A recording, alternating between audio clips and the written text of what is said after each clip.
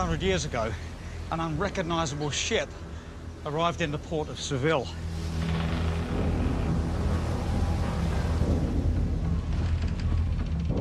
Its crew was reduced to just 18 emaciated and starving men.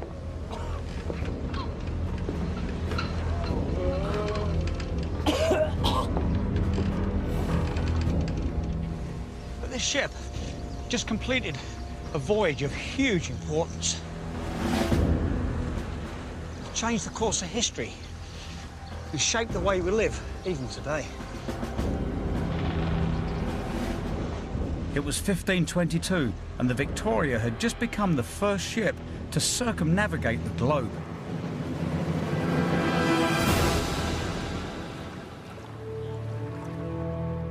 This voyage opened up the last great ocean, created new trade routes, and revealed the true scale of our planet.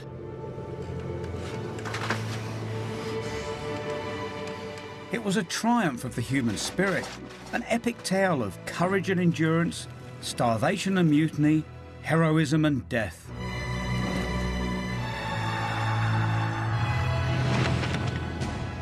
And it turned one man, Ferdinand Magellan, into one of the most celebrated explorers in the history of the world. But behind the legend of this great voyage of discovery lies another story.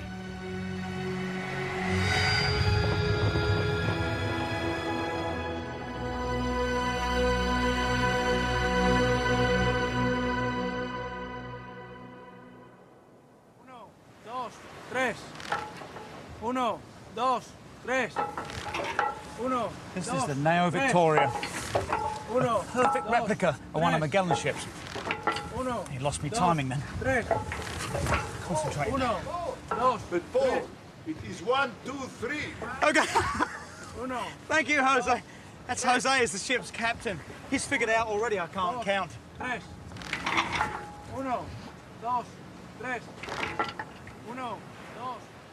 Nearly 500 years on, this modern replica is circling the globe itself to celebrate one of the most challenging voyages of maritime history and the men who made that journey.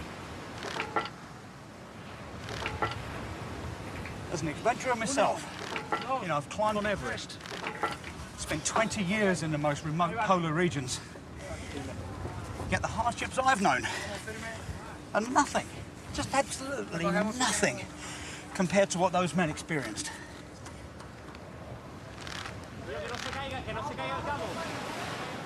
Magellan's epic voyage is legendary, yet the real story is rarely told. He never intended to circumnavigate the world, but a series of extraordinary events turned what was an ambitious voyage into a truly historic one.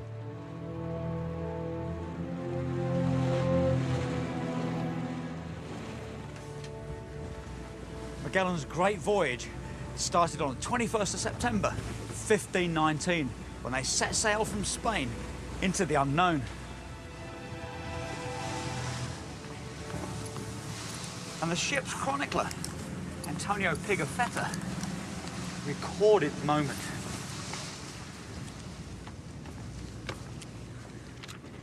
Find the right page.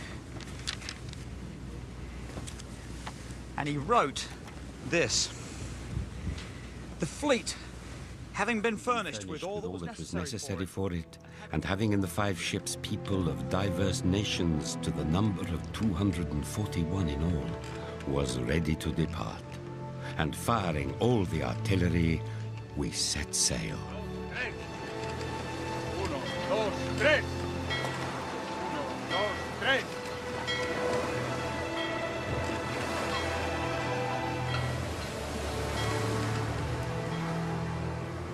For Magellan, the Captain General, this voyage was the realization of a dream that had been 5 years in the making. This tough and determined Portuguese was taking the biggest gamble of his life. Fame, fortune, and survival itself depended on the outcome of the expedition.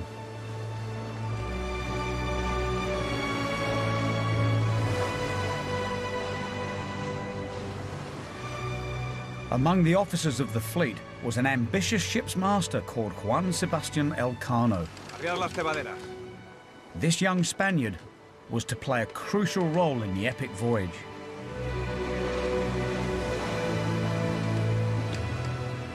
Magellan's goal was purely commercial, to find a Spanish trade route to the world's most precious commodity: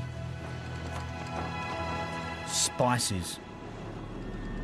In the 16th century, they were worth more than gold, but for Spain, they were unreachable. In 1494, the Pope had divided the world between the two greatest sea powers on Earth. Spain had the trading rights over the western half of the world, while Portugal controlled the east, and with it the only known route to the unimaginable riches of the Spice Islands, the modern-day Moluccas.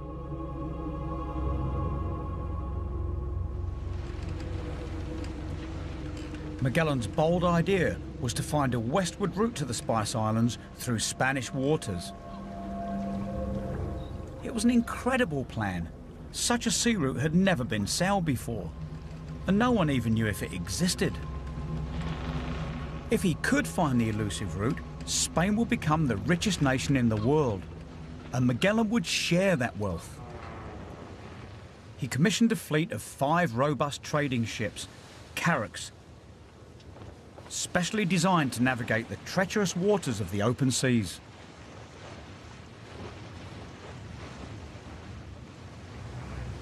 Well, are you sure you're taking the correct? I think I'm doing the right. Look, it says 260, nearly. 0. All right. It's close in a global context, it's not really. Yeah, in an Earth context. You're doing fine. Yeah, what do you think? Doing fine. The steering mechanism was simple.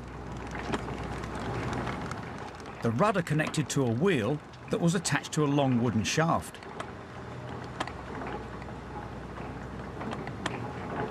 Holding the course was all about brute strength. I'm actually on course at the minute, but it's not very easy. You know, on a modern boat, there's a lot of feedback between the rudder and the tiller, or the wheel. This thing's called a whipstaff arrangement, and it's not easy to stay on course at all, even in calm conditions like this. I'm on course at the minute. The course that Magellan was planning would take him beyond charted waters into the unknown.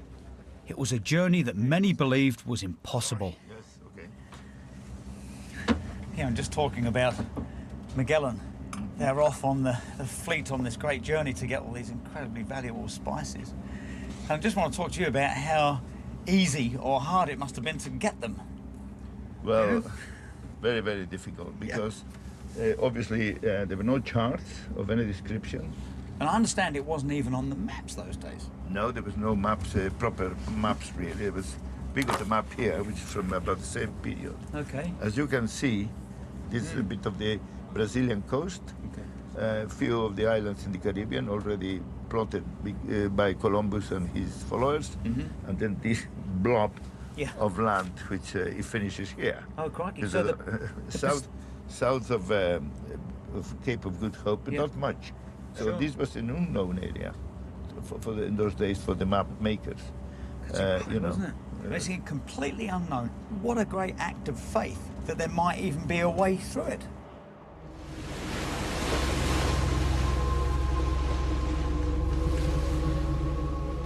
It really was an incredible leap of faith, because as far as anybody knew, Magellan's proposed route was completely blocked by the vast South American continent.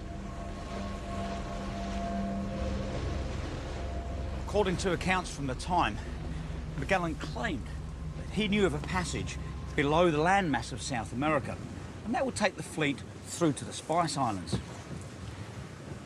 Well, maybe he did know, or maybe the whole thing was nothing but a supreme gamble. Whatever the truth, he kept it close to his chest.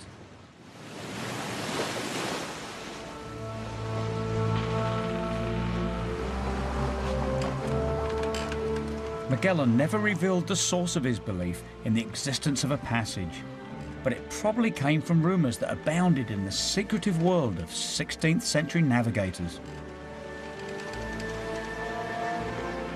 The Captain General did not wholly declare the voyage which he wished to make, lest the people from astonishment and fear refused to accompany him on so long a voyage as he had in mind to undertake, in view of the great and violent storms of the ocean sea, whither he would go.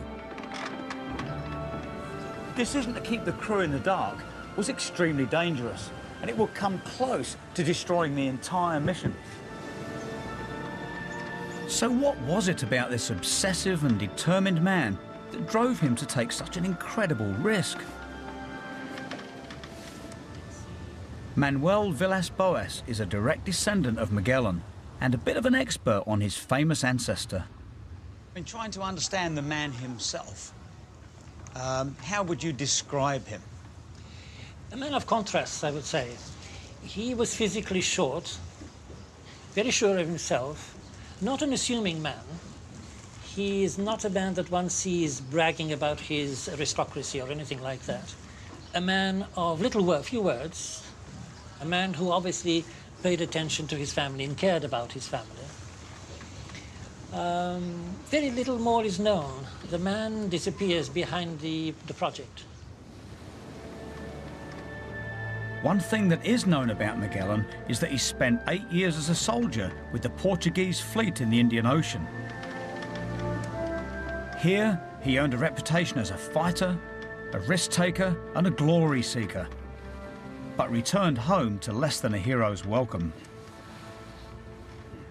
He arrives back in Portugal and he's slighted by the court. And he says, okay, I've been slighted. I'm going to do something which will prove these people completely wrong. I'm going to finish the task that Columbus started and didn't finish. And in the process, emulate what Vasco da Gama had done around Africa, I will do around South America. In Magellan's youth, these two great navigators had risked everything in the search for spices and earned a place in history. And they inspired Magellan to claim for himself the last great untried sea voyage around South America.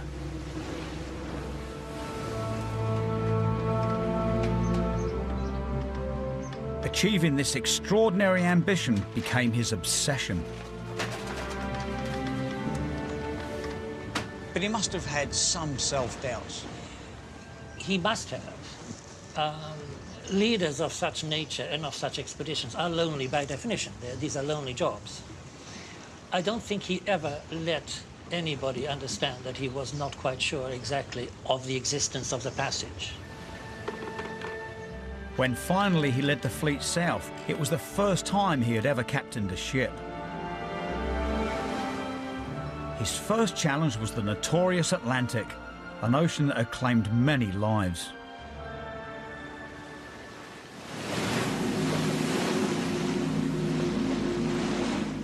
On October the 3rd, 1519, the weather worsened.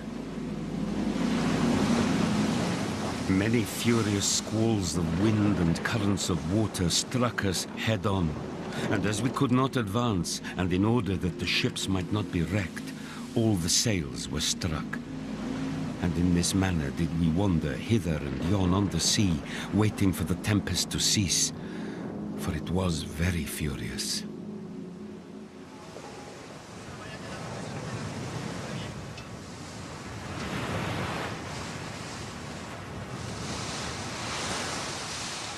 I've been at sea in some really foul weather, but it's always been on a modern boat.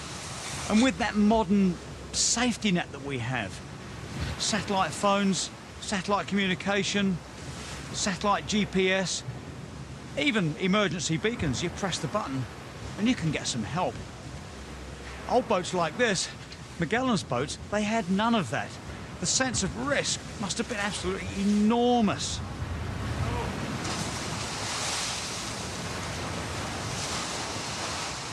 On a ship like this, in big seas, there's a lot of rolling going on. They're quite rounded, these hulls, like an upturned shell.